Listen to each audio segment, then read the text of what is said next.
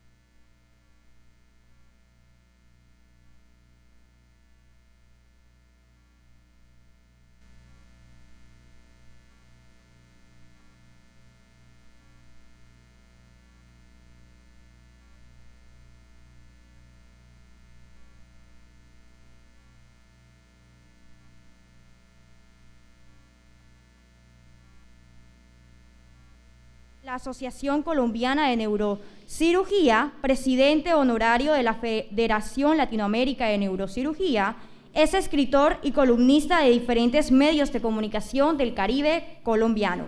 Muy buenas tardes, doctor. Muy buenas tardes, doctor Remberto Burgos. Gracias por acompañarnos. Recordamos a nuestros asistentes que podrán realizar sus preguntas una vez culmine la presentación de nuestro conferencista.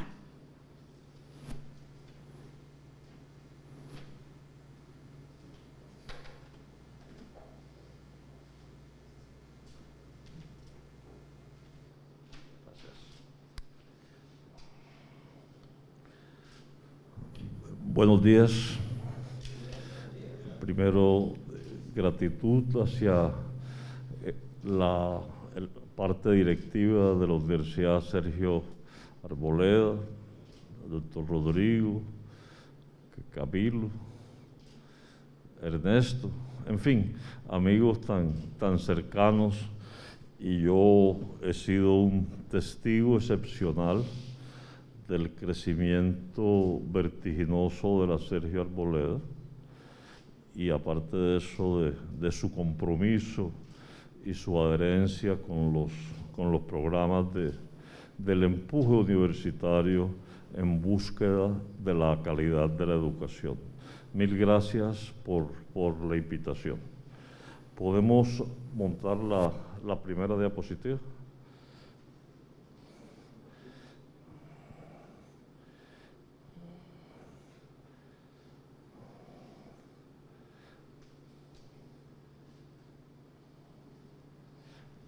No se ve allá, ¿no? No. Déjala caer, mira. La pandemia, no hay duda que cambió la vida. No solamente cambió la vida de las personas, de la familia, sino impactó en nuestro cerebro, impactó nuestra salud mental, e impactó el devenir de los últimos 20 meses. Y sobre todo, creó una sensación de incertidumbre ante lo desconocido, ante lo inédito. Yo diría que dejó a un lado el concepto de futuro y nos puso en el contexto de lo que es el presente. Este es mi departamento, con el cual tengo profundos lazos compromiso y de afecto. Este hombre que ustedes ven allí se le considera el padre de las neurociencias. Es Santiago Ramón y Cajal. A principios del siglo pasado cambió el contexto de las neurociencias, identificó unas neuronas, identificó cómo se comunicaba de las neuronas entre sí y fue un hombre sensacional. Cuando pensaba yo en la charla de humanismo, digo yo, ¿a quién recuerdo? No hay duda que Ramón y Cajal fue un humanista, fue un filósofo, fue un pintor, fue un investigador, escribió los textos más hermosos de neurociencias y sobre todo los dibujos más espectaculares. Él, cuando descubrió las neuronas de la corteza motora, esas que nos permiten mover nuestras manos, nuestros brazos, las describió como mis neuronas amarillas.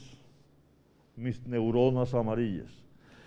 Y el amarillo es un color particular. Fíjense que García Márquez habló de las mariposas amarillas.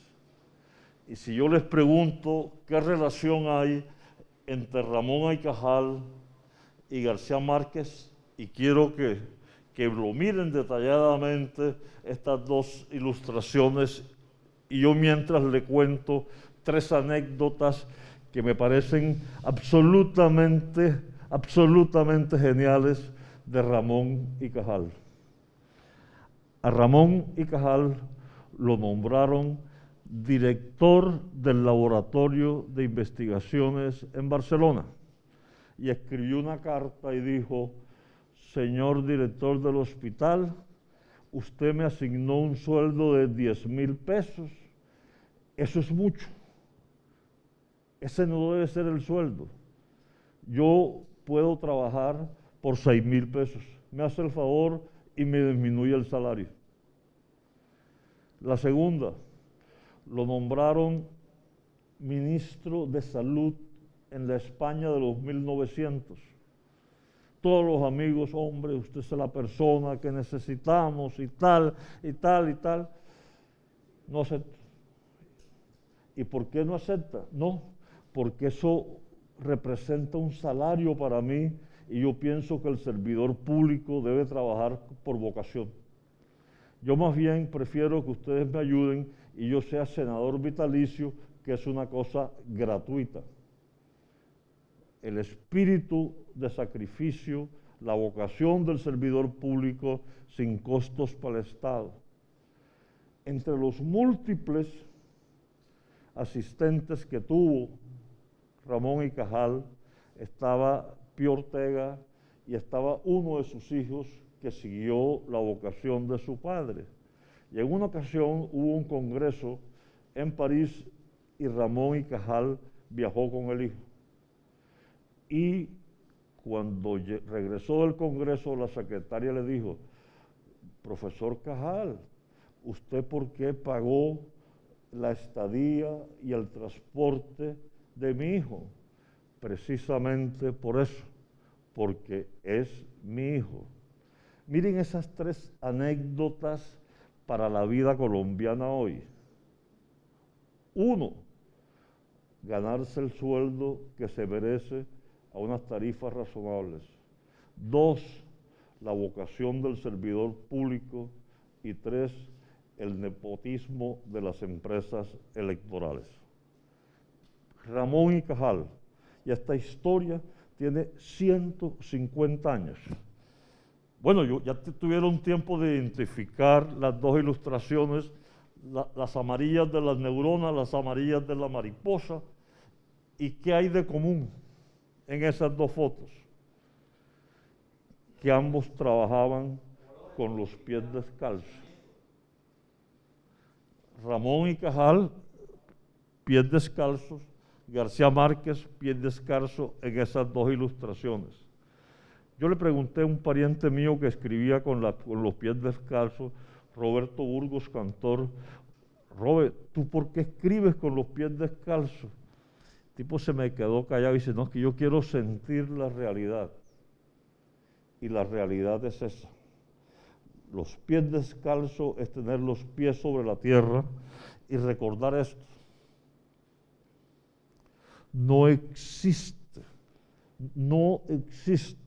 limitación alguna para que teniendo los pies en realidad, nosotros hagamos la escultura de nuestro cerebro, porque finalmente nosotros somos lo que es nuestro cerebro.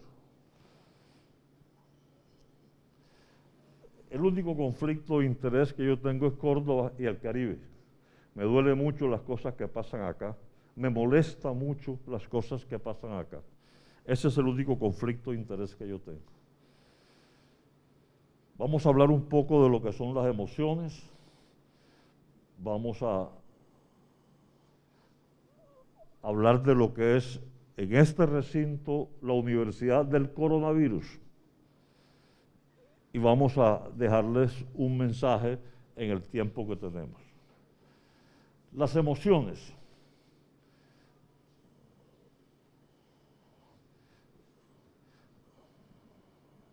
Esto es la pandemia. El derrumbamiento colectivo de todo.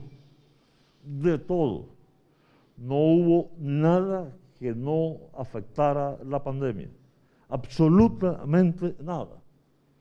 Y mire a lo que nos obligó, al distanciamiento físico que muchas veces las personas malinterpretaron como el distanciamiento personal.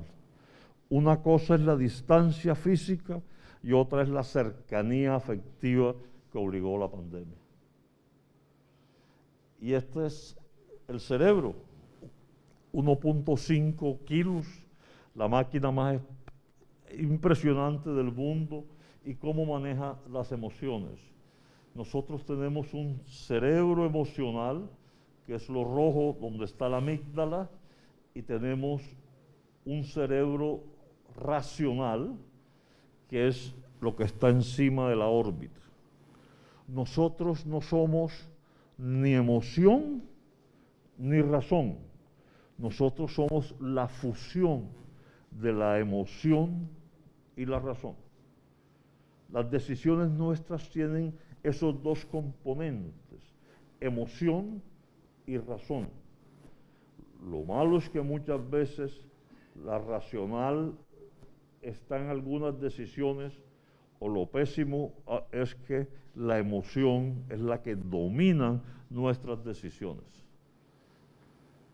Miren, esta doble vía, arriba el lóbulo frontal y abajo eso rojito que se va ascendiendo, que es el hipocampo, y aparece una almendrita que se llama la amígdala del lóbulo temporal, que es lo que regula las emociones.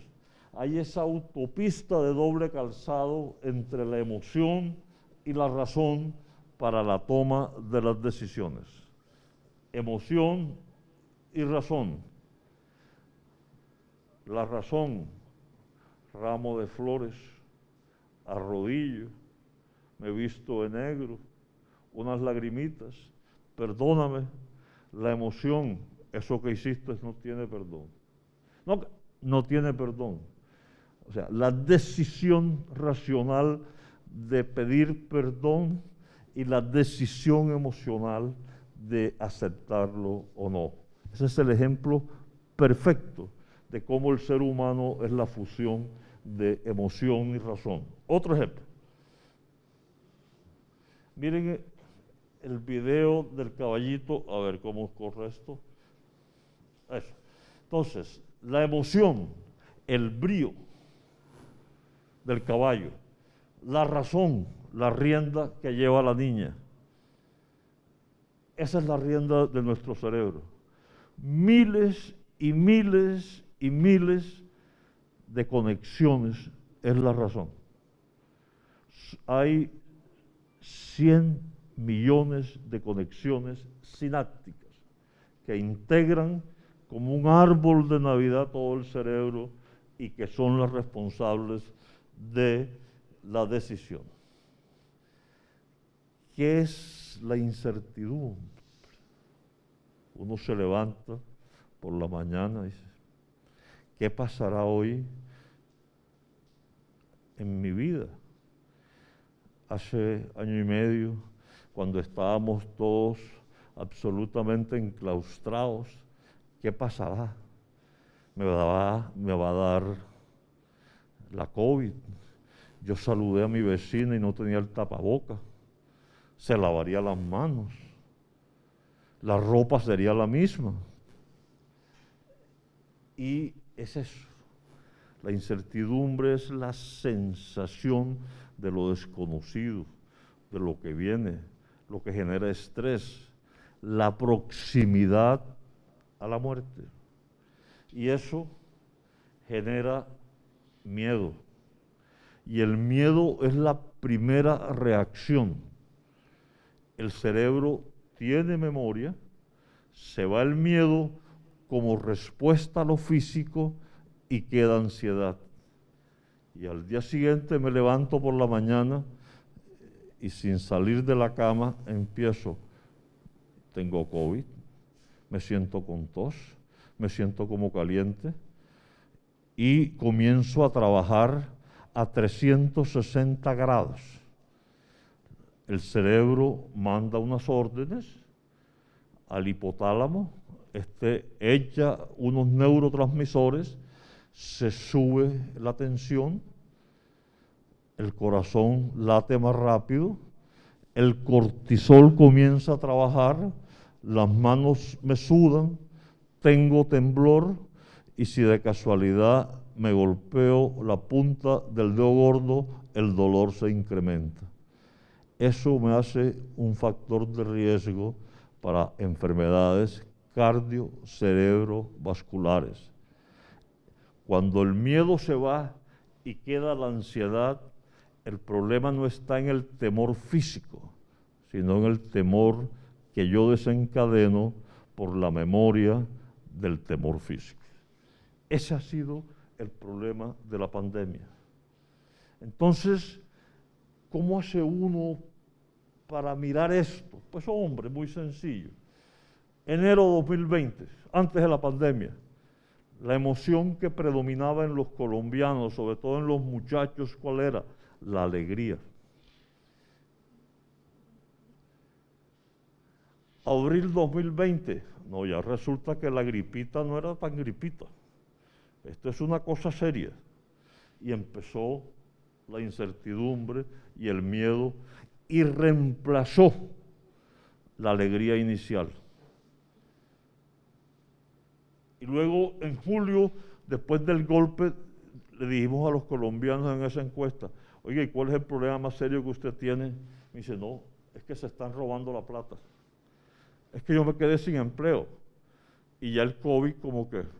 Pero vinieron las olas del COVID y mire, y vino la evolución de la pandemia y nuevamente recirculó la ansiedad y la segunda y la tercera ola fueron espantosamente altas en los problemas de salud mental, incluyendo el suicidio. Y esto, mire cómo ha sido el comportamiento con la pandemia y con las olas. Y comparen los 2 años, en donde definitivamente la salud mental ha sido quizá de mayor vulnerabilidad que los mismos pulmones, que las mismas infecciones. Cada 40 segundos, una persona se suicida. Cada 40 segundos. Y en la pandemia, el intervalo de suicidio se ha disminuido. Se mueren más personas porque se suicidan que decidan. La salud mental ha sido la gran víctima de la pandemia.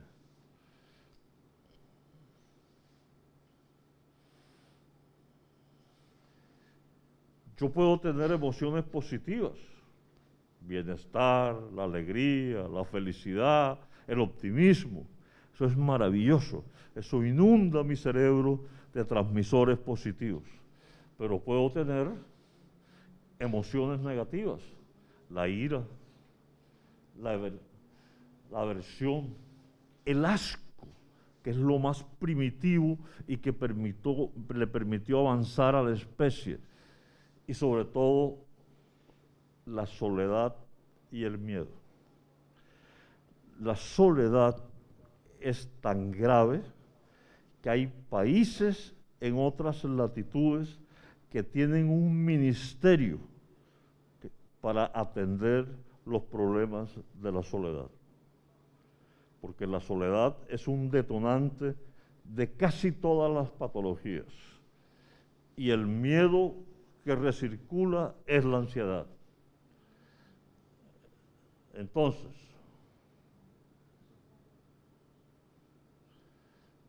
el miedo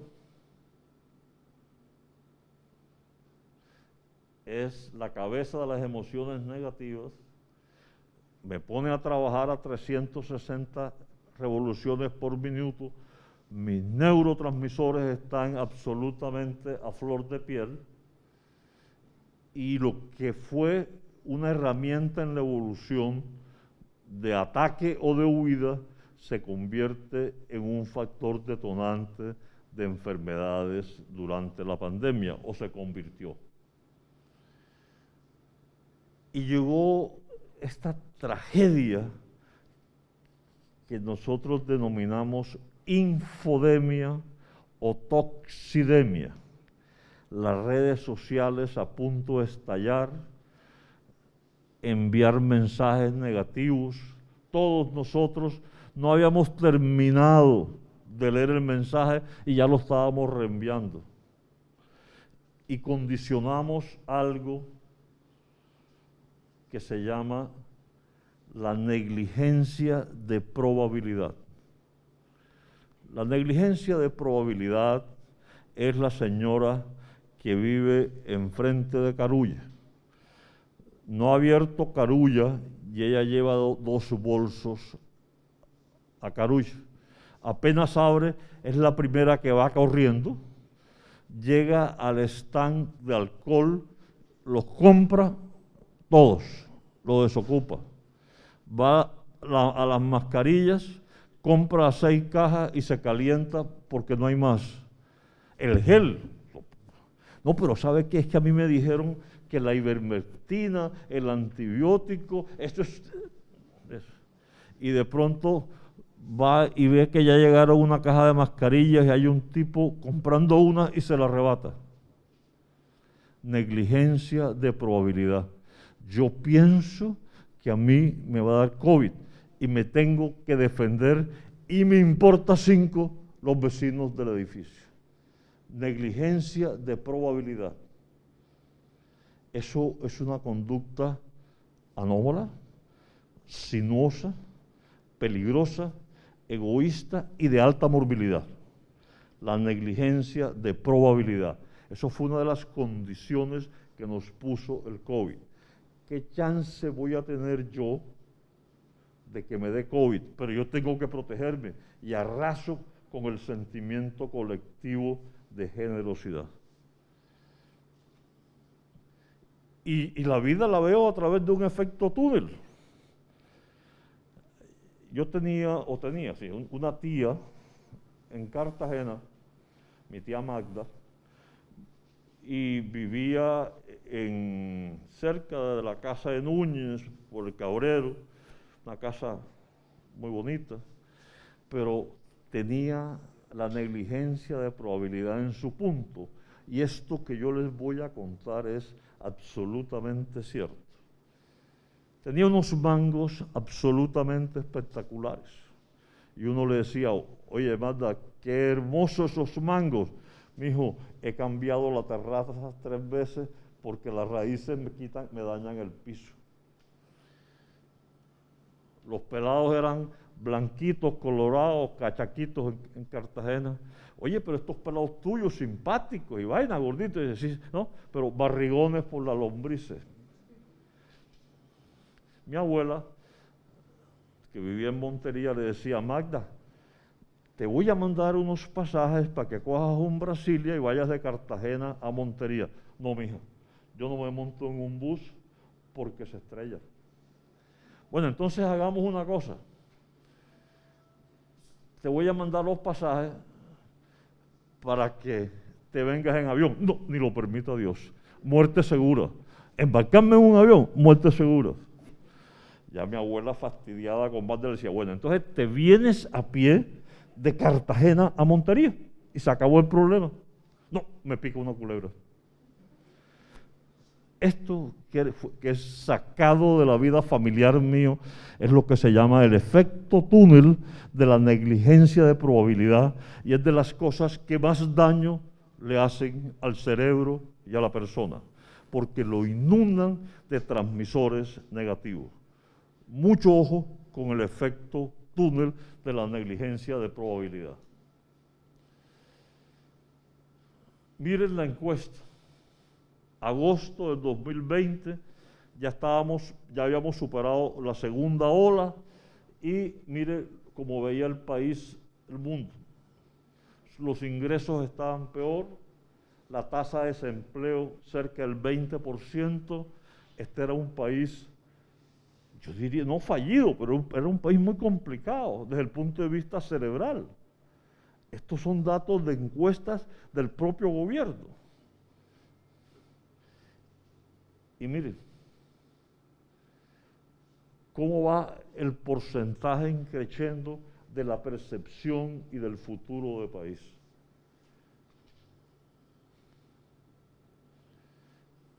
¿Y qué tal esto? ¿Cómo percibo yo el país? El negativo de la percepción del país nuestra es absolutamente impresionante, por encima del 75%. O sea, un país sin optimismo es un país muy difícil de manejar. Es un país que va cerrando sus horizontes y sus puertas. Hablemos de lo que es la universidad y la universidad del coronavirus. Ya vimos las emociones cómo nos condicionan. Hablemos de la universidad. La universidad del coronavirus nos dio 5 semestres. Todos nos matriculó gratis, sin ningún pago, y todos en mayor o menor medida cursamos esos 5 semestres. Veamos los primeros. Reacción al confinamiento. Piensen ustedes, sobre todo los mayores, ¿qué hicieron el semestre pasado, los 4 primeros meses cuando estuvieron encerrados? Entonces, miremos los estudios de neurociencias. Hay un experimento muy interesante, y es que cogieron dos grupos de investigación, y a unos los dejaron en ayunos. Y después de un tiempo en ayunos, le mostraban diapositivas de comida sabrosa. Y durante ese tiempo lo seguían con imágenes de resonancia magnética funcional, que son como fotos para ver qué hace el cerebro durante esas condiciones. A otro grupo los encerraron 12 horas y a las 6 horas comenzaron a mostrarle fotos de reuniones, de discotecas, de bailes, de actividad social, y le hicieron resonancia magnética funcional. Entonces, se dieron cuenta que el ayuno físico estimula las mismas áreas que el ayuno social. Hay una depresión de los mismos neurotransmisores. Y esos neurotransmisores son estos que se ven en la profundidad del cerebro y que forman este circuito en donde el neurotransmisor responsable se llama la dopamina. La dopamina es el responsable de la gratificación, de la repetición, de los reencuentros, de la autoestima, y morfológicamente se comparte la misma empresa cuando no se come o cuando no se tiene relación o contacto social. ¿Qué significa eso? Que los 4 meses de confinamiento fueron una depresión de dopamina en la población. Ahí tenemos la primera explicación fisiopatológica de por qué el confinamiento marcó tanto. Bueno, en Bogotá yo digo que es la capital de la camisa grande. La camisa grande no porque tenga camisa grande, sino porque para la alcaldesa le quedó grande lo que debía ser la función. Y miren, y se le adicionó eso, un crecimiento negativo del PIB. Entonces no hay platica. En Bogotá, como en el país, no hay plata, porque el PIB está caído. Por eso es la insistencia nuestra de que con los protocolos de seguridad se abra la economía. Son indisolubles. Eso es un matrimonio que no se puede divorciar. Tienen que ir paralelos. Si no hay bienestar físico, no puede haber bienestar emocional y viceversa. Y qué difícil que la gente entienda esto que es tan elemental, de principio común. Negligencia de probabilidad. Yo no alcancé esta mañana, porque quería buscarlo. ¿Cuál es la probabilidad de que yo muera en un aguacero en Barranquilla, en Los Arroyos? No alcancé, pero lo voy a buscar.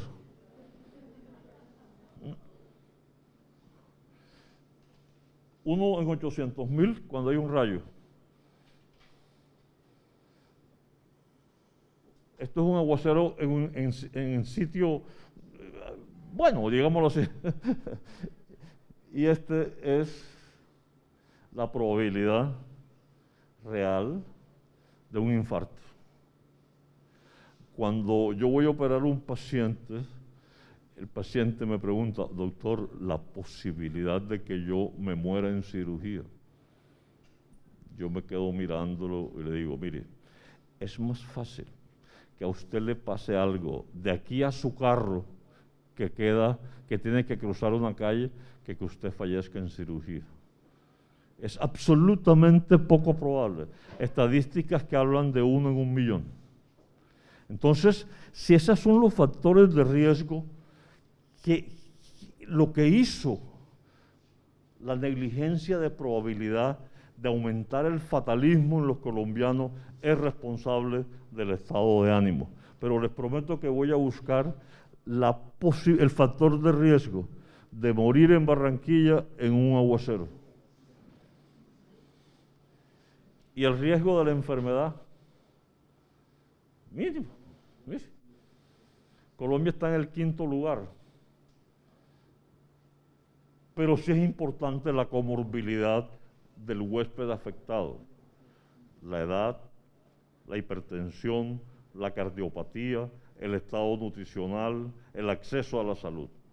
Entonces, cuando uno mira de que el factor determinante, que me parece odioso decirlo, de la mortalidad del COVID es el estrato socioeconómico, refuerza eso de que este es un país en donde los niveles de equidad están muy disminuidos. Y esa es la triste historia. La salud no puede ser para ricos o para pobres. La salud, la prevención de las enfermedades debe tomarse como un bien público sin límite. Y por eso yo aplaudo el gobierno con ese sistema de vacunación masiva para alcanzar la inmunidad colectiva. Y esto, les insisto, esta es mi grave preocupación, el riesgo de enfermedad mortal. Mire, y sobre todo una población vulnerable, nuestros adolescentes, nuestros muchachos, la elaboración de duelo. Cada uno de los colombianos ha puesto una cuota de sacrificio en esta pandemia. Yo la coloqué. Pero la vida hay que echar para adelante. Hay que echar para adelante. Porque los que quedan son vulnerables a desarrollar enfermedad mental. Calculamos en el 2030, la primera causa de enfermedad va a ser la depresión. Y la depresión, nadie quiere estar triste. Nadie. ¿Quién quiere estar triste? Nadie. La depresión es una enfermedad bioquímica, en donde las empresas del cerebro, por circunstancias múltiples, dejan de producir los neurotransmisores. Entonces, tenemos que trabajar anticipadamente en la prevención de la depresión, del suicidio, de las manías, de los comportamientos obsesivos. Eso tiene que estar en la agenda número 1 de este país, el trabajo de las enfermedades mentales. Y miren esto. Uno cuando llega a 2022, en unos meses, dice, no, se acabó la pandemia. Vámonos otra vez para el carnaval. Pero resulta que los factores predictivos van a perdurar. Y miren las dos líneas. Vamos a seguir con los problemas de salud mental. Y la pandemia lo que fue un fuetazo para los problemas de salud mental. Entonces, no podemos trabajar coyuntural. Las políticas de salud pública tienen que ser estructurales y en enfermedad mental ni se diga.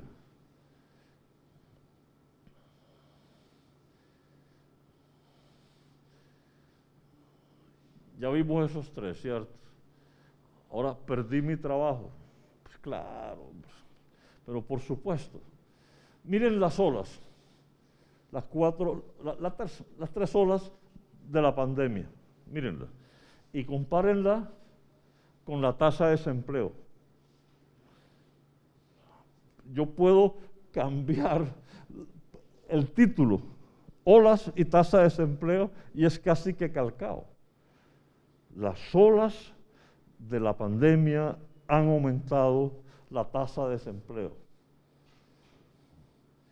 Y mire, estamos en el 5º lugar, pero el desempleo en Colombia en el 2021, ahorita, todavía sigue de 2 cifras y hablan de 15%, yo no creo, pero bueno, ojalá.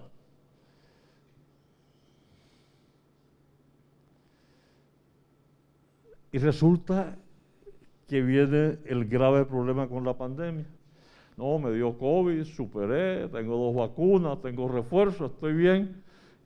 Y de pronto la persona empieza, yo me siento mal, ¿sabes? Yo estoy lento, yo no coordino, se me duermen las manos. A veces amanezco sin fuerza. Hoy estoy bruto. Y empezamos a notar eso más y más y más. Y apareció esta nueva enfermedad que es muy parecido al, llamémoslo así, al popular síndrome de La Habana, que son síntomas inespecíficos de disfunción cognitiva en pacientes que han tenido COVID o que han sido vacunados. Y todavía nosotros no sabemos qué es. Y con todas las manifestaciones. Y es como si tuviese la persona una persistente carga viral baja, en donde hay microtrombosis, microinfartos cerebrales. Entonces, es algo que todavía no sabemos, es algo que no nos da tranquilidad, es algo que ya identificamos y que todavía no existe como el norte claro hacia dónde vamos.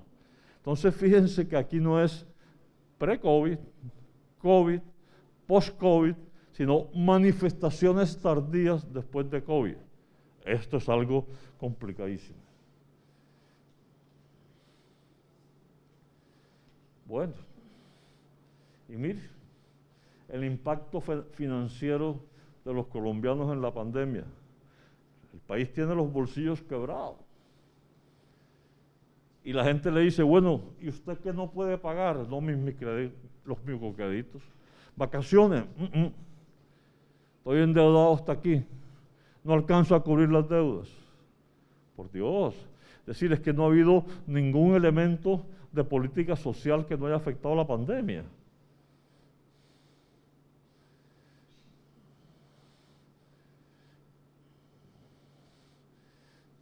Ya vimos esto. Y esto que yo llamo basta carajo. Con un país así, con tantos problemas, con tantas limitaciones, que está raspando la olla porque aquí no hay plata. Aquí no hay plata. Hombre, y aparece esto, basta carajo. Mire. Vamos a ver si corre el video donde habla de que Colombia es el primero en corrupción. Y lo hemos dicho en todos los medios, que la corrupción, que se roban 50 billones, que los corruptos negocian penas, que viven en casas palaciegas. Y eso no conmueve.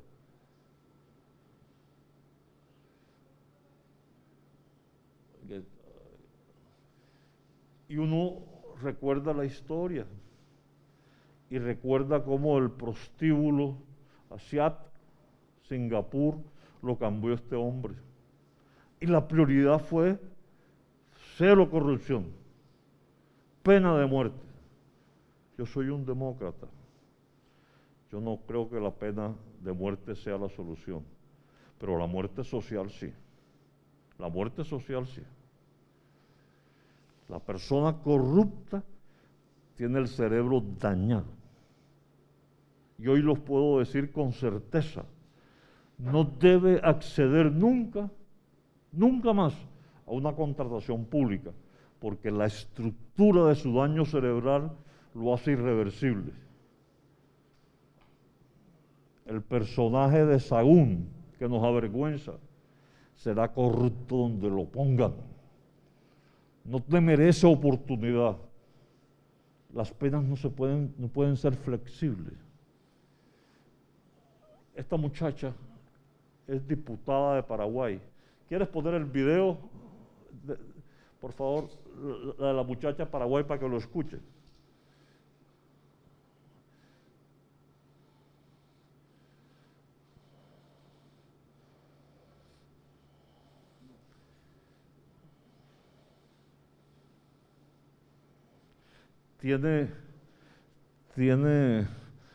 Empieza por C, pero me da pena decirlo, el coraje de pedir muertes sociales en Paraguay.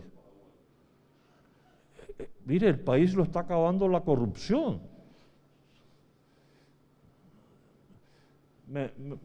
Colócame ya la diapositiva grande.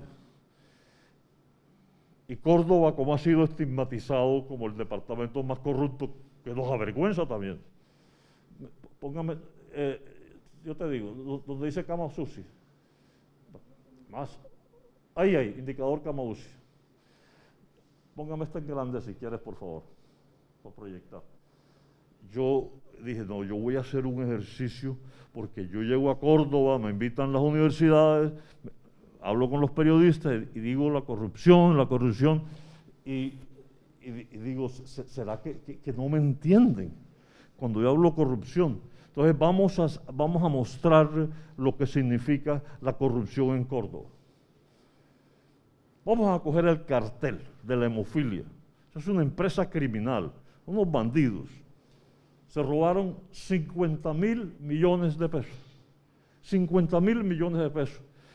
Nosotros no tenemos números, cabeza para entender esos números. Y yo, bueno, entonces le voy a decir que son 50.000 millones de pesos. En plena época de pandemia, Córdoba necesitaba estas camas de cuidado intensivo y Sucrestas, 483 camas.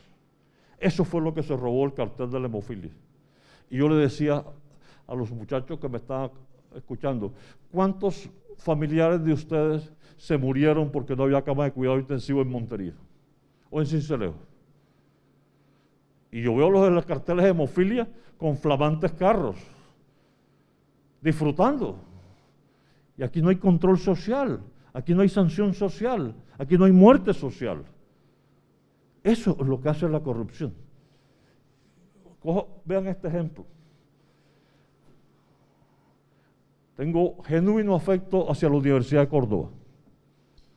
18.000 estudiantes, de los cuales 12.000 son de los estratos bajos. Se montan hasta en los palos de ñipi para escuchar las clases, para tener la conectividad. Por eso me molesta tanto lo de Mintic, porque me deja sin internet a muchos colombianos, sobre todo a los de la Colombia olvidada. Mire, lo que se robó el cartel de la hemofilia corresponde al valor de la matrícula de los 18.000 estudiantes de la Universidad de Córdoba para que Córdoba, la región y Colombia tenga 18.000 nuevos estudiantes. ¿Cómo voy a aceptar yo que se negocien penas cuando estos bandidos han hecho esto? Eso no es posible. Este país tiene que despertar con la corrupción. Mire, el 80% de todas las cosas que hacen en el país no resisten el lente de averiguar la corrupción. Mire, en la pandemia, ¿ustedes tienen derecho a que se trafique en la pandemia? ¿Que la gente se robe la plata en la pandemia?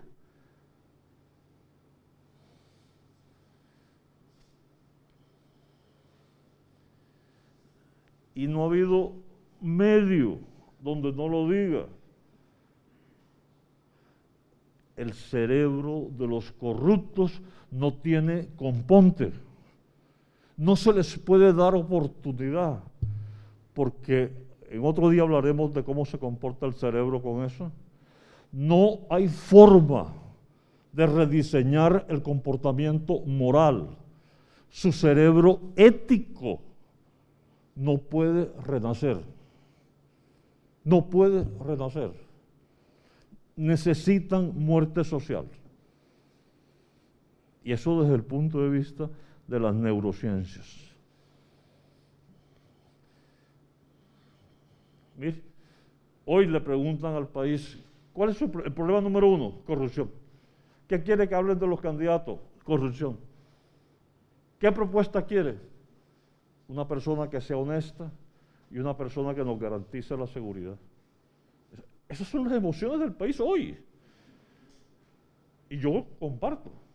Miren, el otro día me preguntaron, ¿y cuál es su preferencia electoral? Y yo, mire, a mí no me interesa partido, a mí no me interesa género, a mí no me interesa si se formó en Cambridge o en Envigado, no me interesa. No me interesa si es de Fredonia, Barranquilla o Montería, no me interesa. A mí lo que me interesa es que sea honesto, porque es que eso es lo que el país y sus emociones están pidiendo. Que el candidato sea honesto. Da vergüenza cuando por antonomasia un candidato que aspira a la presidencia de la República debe ser honesto. Y aquí hay que decirlo, no, que sea honesto. Oh, por Dios.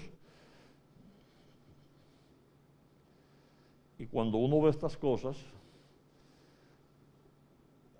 uno dice, ¿dónde está la personalidad del país? ¿Dónde quedaron los principios? ¿Dónde quedó el alma de Colombia? ¿Dónde está? ¿Dónde están los valores? Fueron escondidos por la pandemia o enterrados por la pandemia. Yo prefiero la primera, escondido, pero ya es el momento de quitar ese antifaz.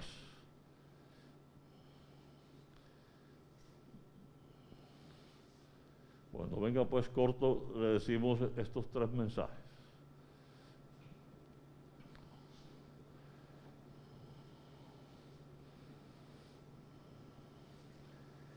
Primer mensaje, ¿quién quiero ser yo en la pandemia? Háganse esa pregunta. ¿Quién quiero ser yo en la pandemia o después de la pandemia? Entonces, yo puedo ser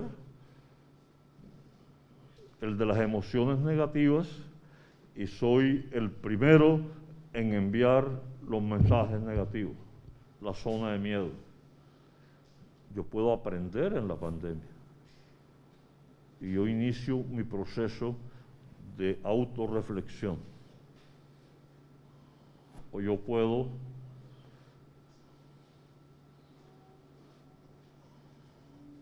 enfocarme en el futuro, viviendo en el presente, y estoy en la zona de crecimiento. Yo creo que la pandemia está pasando. Se va a quedar para siempre. Esto no se va. Pero yo tengo que estar en la zona de crecimiento. ¿Qué nos dejó la pandemia como familia, como sociedad, como individuos? El río Sinú, con un aguacero bárbaro que interfiere con su cauce, ajeno a cualquier calamidad que nos haya pasado. Somos como el río Sinú y tenemos que seguir con nuestro cauce, seguir con nuestros proyectos.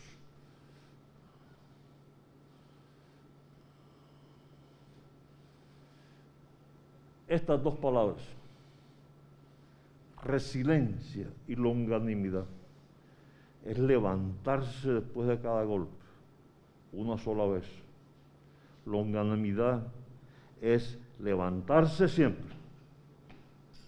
Como le decía el mono Higgins a sus boxeadores en Cereté, que entrenaban en sacos de arena: si quieres ser campeón, tienes que besar muchas, pero muchas veces la lona.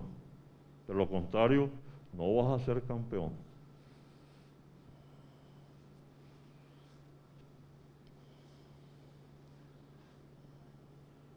Como individuo, nos sentimos a veces en la vida que nos pasó como el Titanic. Nos hundimos, pero quisiera que el témpano de hielo no fuera ese objeto, sino que fuera un libro, para que encontráramos en la riqueza de la meditación cómo superar la adversidad. ¿Me pones el video desde arriba, por favor? Que por aquí no lo puedo correr. Y es eso. Deja ver si el video es. ¿Tiene volumen? Ponle volumen, por favor.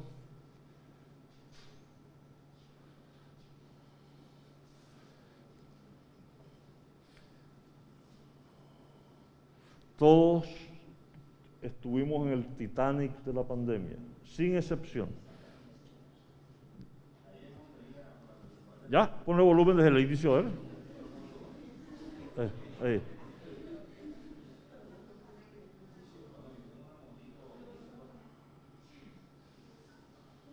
Ya.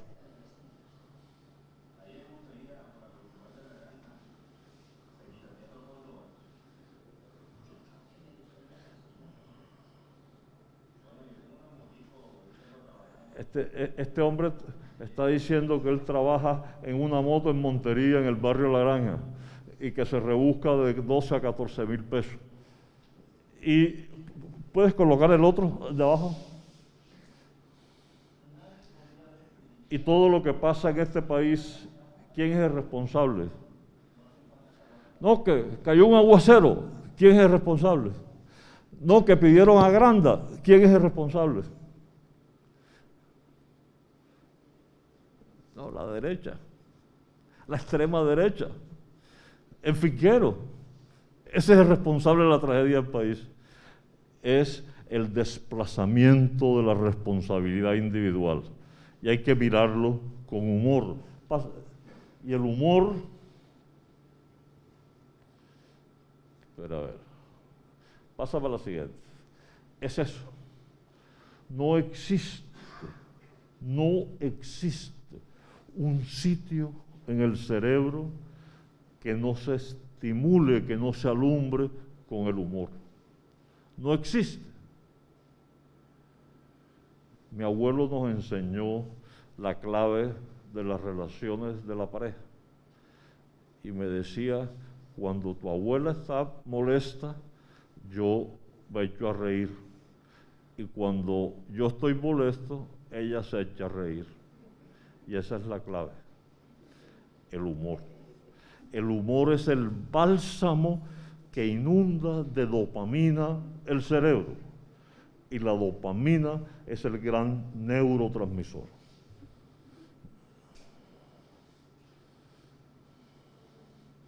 La familia, por Dios, la familia es el núcleo de una sociedad, es la esencia de una sociedad, es el valor supremo de un colectivo. Y la familia, la pandemia nos enseñó que hay que empoderar a la familia. Y como sociedad, ¿qué nos enseñó la pandemia? Nosotros teníamos una psifosis, fuerte con los débiles, débil con los fuertes. Eso no puede seguir así. Eso no puede seguir así. Aquí necesitamos equidad y carácter para todo el mundo, pero la psifosis social ha sido una de las características que nos mostró la pandemia. Y esto, que es la explicación neurobiológica, ¿cómo vamos a cambiar el circuito de recompensa? El circuito de recompensa lo tenemos todo en nuestro cerebro. Y he insistido que el circuito de recompensa de los colombianos hay que cambiarlo. ¿Por qué repetimos un chocolate? ¿Por qué repetimos un fresco eníspero? ¿Por qué repetimos un banano? ¿Por qué repetimos el sexo? Porque inunda el circuito de recompensa en estas estructuras. Esto, donde se produce la dopamina, esto, donde se genera, esto, donde se refuerza, y esto, donde se procesa. Lo que hace que yo repita las cosas que me da placer es este circuito. Pero es que a mí no me puede dar placer robarme el erario público, por Dios. Yo tengo la necesidad imperiosa de tener para este país unas recompensas espirituales. Esa es la vía, esa es la clave. Eso es lo que le da la identidad de un país que queremos. Y ya no es incertidumbre, es certidumbre de lo que hizo la pandemia en esta patria.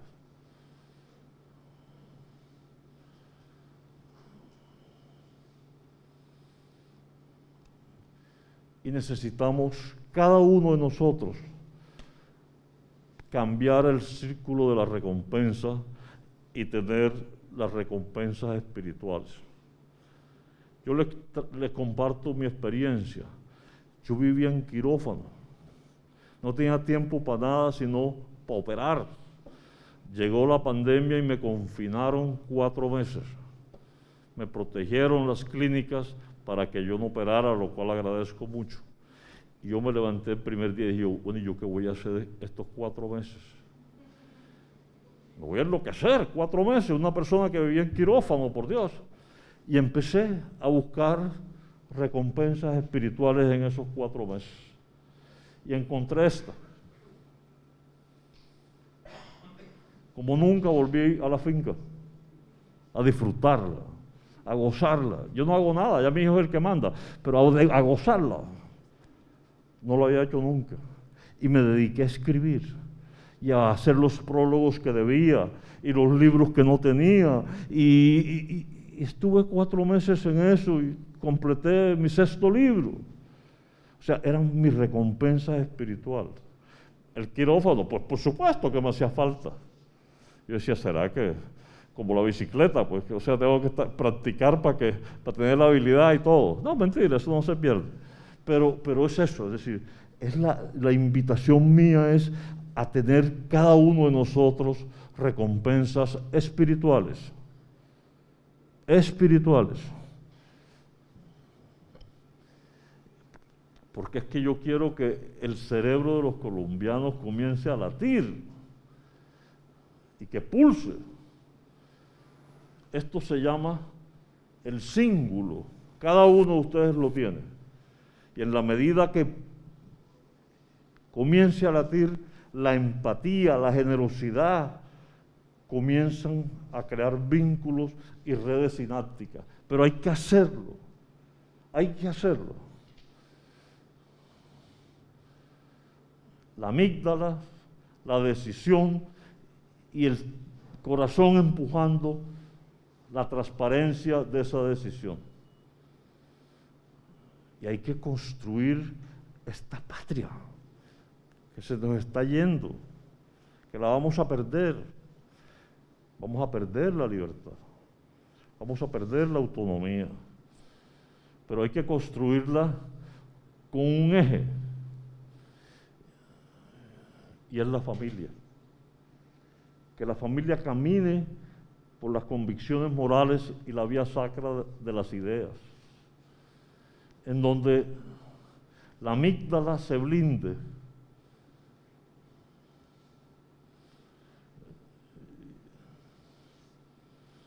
¿ves? Puedes pasar la siguiente, que esto no se trabó. Eso, no, echa para atrás. Y que se brinde con referentes, y que se blinde de valores, pero que se blinde de ejemplos. ¿Cómo me enorgullece a mí cuando alguien dice, se encontró 10 pesos y lo devolvió? Cuando Ramón y Cajal dijo, mire, ese sueldo yo no me lo merezco, bájenme el sueldo. Y cuando aquí los funcionarios de alto rango dicen lo contrario, páguenme más. No, por Dios, aquí tenemos una inversión de valores con una cascada de principios que, como las fichas del dominó, está en el piso. Y esto es lo que yo quiero, que el cerebro de los colombianos comience a tejer el liderazgo colectivo. Aquí los tiempos de caudillo pasaron. Este país tiene muchos problemas. Aquí se necesita un esfuerzo de grupo, un esfuerzo colectivo, que solamente la mentalidad de grupo puede resolver. Necesitamos seguridad, pero por supuesto que sí. Y esos son los que tenemos. Pero yo preferiría esto, más maestros, porque la educación es la tabla de la salvación. Ese ruido lo necesitamos. Hay que defender la democracia, hay que defender la libertad. Pero yo prefiero esto.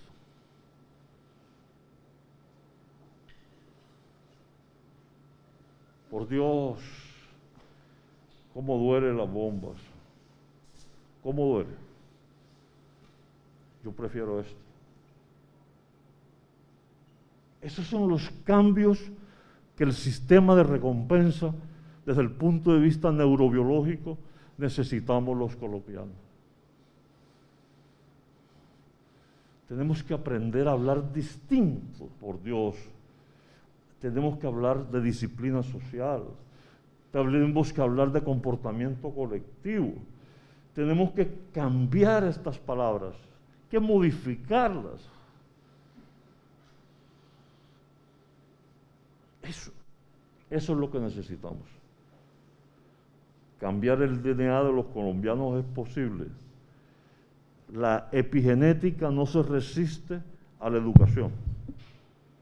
Y ahí es donde la universidad tiene y la familia enorme responsabilidad. Pásame la anterior. La anterior, por favor. No, pásame la anterior. No, esa, la del río Sinú. ¿Le puedes poner volumen? Este es el río Sinú y esta es la obra que nos identifica a nosotros. Cuando la escribió Miguel Emilio Naranjo, este es el porro emblemático de mi tierra. Yo aspiro algún día poder cantarlo sabiendo de que la espuma azul está llena de principios y de moral, no solamente en mi región, sino en este país. Siguiente. Porque este cerebro en Colombia lo podemos lograr si tenemos esto, el liderazgo ético. Esa es la mejor enseñanza que yo puedo dejarles desde el punto de vista neurobiológico para rescatar esta patria que se está hundiendo. El liderazgo ético. Y el liderazgo ético empieza con cada uno de nosotros. Doctor Camilo, mil gracias. Ernesto, mil gracias.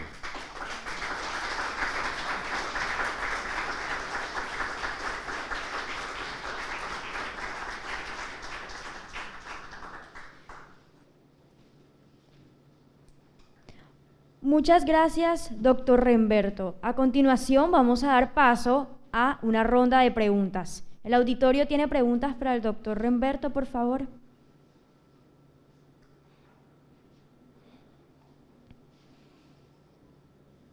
Ok. Doctor, yo quisiera pedir un mensaje a los jóvenes universitarios. Ahí hay uno. Ese. ¿Sabes qué?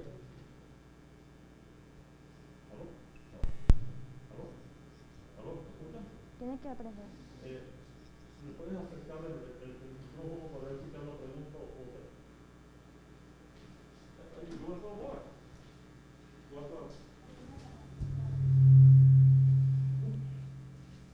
¿Aló? Buenas tardes. Muy bien. Mucho gusto, doctor. Mi nombre es Meilin Ortiz, yo soy docente aquí en la Escuela de Derecho. Me gustaría que le diera un mensaje a nuestros jóvenes universitarios en el marco de la, a los jóvenes universitarios en el marco de la búsqueda de la salud mental. Hombre, mira, a los jóvenes universitarios, a ver, empecemos con esto. Los romanos, que eran unos artistas en neurociencias, decían que el cerebro alcanza su madurez a los 25 años. Y eso es muy cierto. Eso, pues, por lo menos permite la crítica de la mayoría de edad y la capacidad de voto a los 18 años. Pero bueno, ya esa es la realidad del país. Entonces, hasta los 25 años, el cerebro se va madurando y se madura en forma selectiva, en forma tal de que la parte de atrás de la visión se madura primero que la parte frontal donde están las decisiones. Entonces, hasta los 25 años, la emoción influye mucho en la toma de decisiones. Yo creo que los muchachos tienen enorme responsabilidad. Si a mí me dicen, vamos a protestar porque en Coveñas se robaron la plata del hospital, yo soy el primero. Pero si me dicen, vamos a destruir la carretera, ay no. por ahí no es la cosa. Entonces no pueden dejarse manipular las emociones, porque el cerebro del adolescente es vulnerable por la inmadurez estructural. Creo que los jóvenes tienen que hacerse sentir y tienen que protestar, porque este país no está bien. Pero una cosa es protestar para construir y otra cosa es gritar para destruir. En eso sí no. Eso demuestra una gran inmadurez de nuestros muchachos. Entonces, autonomía, protestar, la voz crítica, pero no para destruir, sino para mejorar. ¿De qué sirve toda esta locura de Transmilenio en Bogotá, donde destruyeron absolutamente muchas estaciones y el portero de mi edificio se gasta 6 horas en llegar? Por Dios, hombre, eso no hay derechos. Entonces, protestar sí, deliberar sí, pero para construir, para algo mejor, pero a empezar de cero, no, por Dios, no tiene sentido. Ese sería mi mensaje. Muchas gracias, doctor Remberto Burgos. Por tiempo, ya vamos a finalizar la conferencia del día de hoy. Muchas gracias a todos los asistentes que nos acompañaron de manera presencial y a través de nuestra transmisión en Facebook. Recordamos a todos los presentes que a partir de las 11:30 de la mañana iniciaremos la transmisión de la Eucaristía en conmemoración al natalicio de nuestro fundador, el doctor Rodrigo Noguera Laborde. Muchas gracias. En la Sergio son bienvenidos los que saben que en el Internet de las cosas lo que menos importa son las cosas. Bienvenidos los que no se quedan viendo cómo cambia el mundo, sino que hacen parte del cambio. Los que creen que la revolución digital no es solo para los que siempre están en un computador, porque la verdadera revolución no son los datos, sino cómo estos mejoran la vida del hombre. Bienvenidos los que aprovechan la transformación digital de la Sergio para transformar el mundo a un mundo mejor. Bienvenidos a la Educación 4.0. La Sergio, nuevos profesionales para un mundo 4.0. Universidad Sergio Arboleda, Colombia y España, donde tú sí cuentas.